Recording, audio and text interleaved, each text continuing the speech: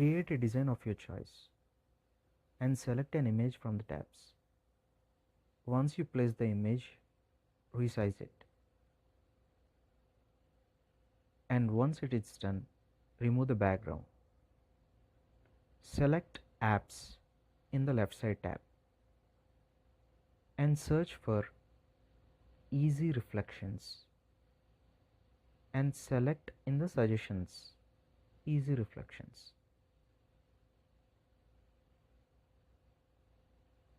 After opening it, select the image and select Create. Once the settings are visible, select Above and keep the opacity to 100 and select Add to Design. Once it appeared, select the background picture and remove it. Just flip the image which is added to the design and just resize it. You can now see how the bottom part of the image looks.